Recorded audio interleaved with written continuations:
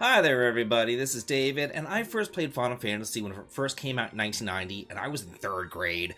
And ever since then, I've played through it with just about every single party configuration known to man, as well as every single re-released version too, from the NES version all the way to the recent Pixel remastered versions. So I really do know this game like the back of my hand, but I still love it, and I can't get enough of it. So now we have a brand new version of this old classic, but with new bells and whistles, new quality of life features, new bug fixes, side quests, and most importantly, new job classes. That's what Final Fantasy Renaissance is all about, and I really do want to tell you all about it. And if you are new to the channel, please be sure that you subscribe for some more top 10 lists, reviews, news, and like the video to show your love. Now, let's go ahead and get started talking about this great new game. First things first, despite what you might think, this is not a simple ROM hack. This was actually a fan-made passion project that is completely free to play, where Final Fantasy was faithfully recreated all together in Unity engine, pixel by pixel. So yeah, it looks exactly the same, but it is not a ROM hack. In fact, if you would like to, you can add this game to your Steam account and play it there, which is exactly what I did because I had major issues actually getting it to run on my computer normally. But thankfully, everybody over at the Discord server where this can be downloaded is extraordinarily helpful, and I do want to give them all a huge shout out for helping me out with my many technical difficulties, because I just so happen to be completely computer illiterate.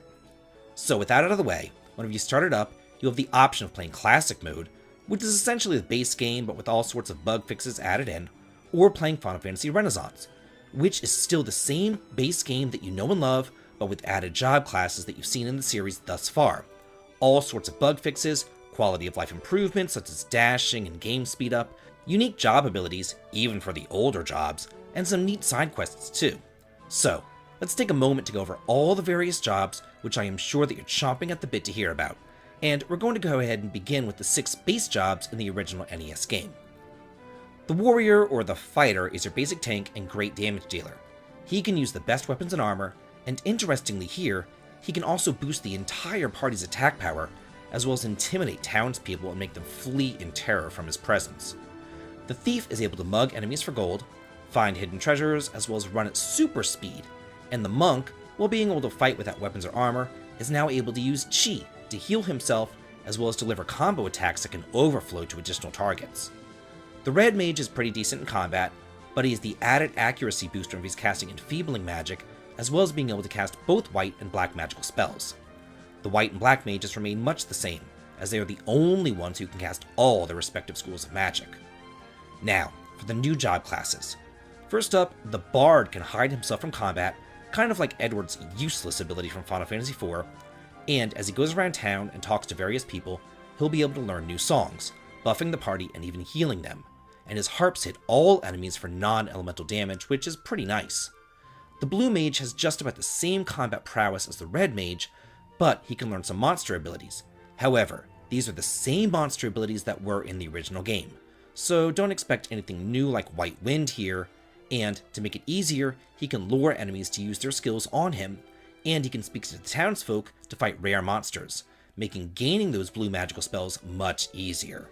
The dancer can learn special dances from various dancers around the world, debuffing and damaging the enemies, kind of like the opposite of the Bard. The Dark Knight can invoke Blood Weapon to make it so that regular melee attacks gain lifesteal for the next 2 turns, and he's able to use his own specialized set of black magic spells, though he does suffer from some pretty terrible accuracy. The Evoker is essentially the summoner of the game, and in each town he'll be able to access an astral plane, where he'll track down, fight, and eventually gain the powers of various summoned monsters. He only gains 1 summon per spell level, but they're pretty powerful. The Geomancer is kinda cool. He doesn't take any floor damage from lava or ice, and every terrain has different magic spells associated with it, which can harm enemies or heal allies. And he can use 4 of them per terrain type, and if he uses his terrain ability, it'll cast 1 random spell while also recharging his magic.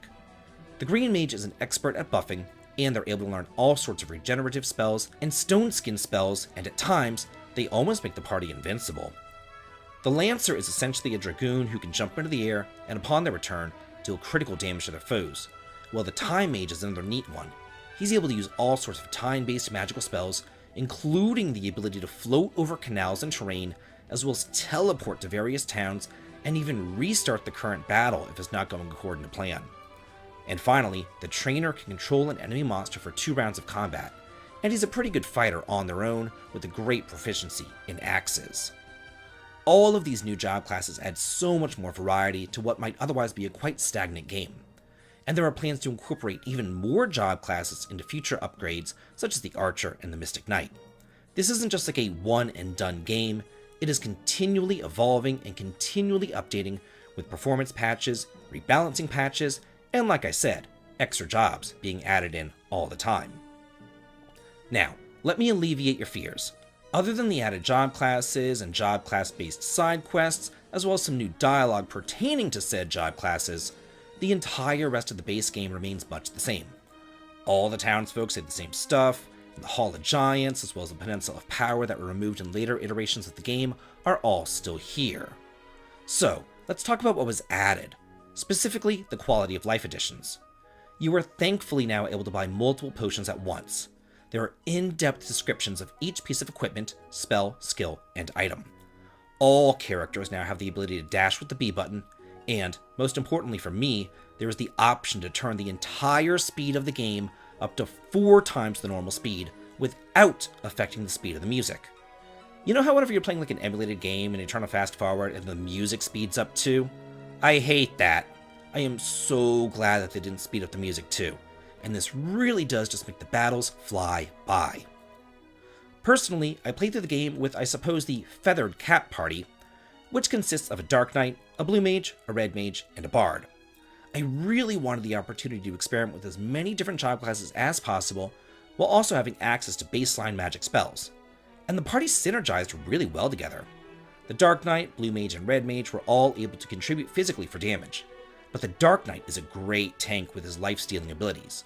And at first I thought that the Blue Mage would be able to help contribute in healing, but because there are no monster healing abilities in Final Fantasy I, he was pretty much just like a fire and ice caster for the most part, with a bunch of instant death abilities towards the end of the game.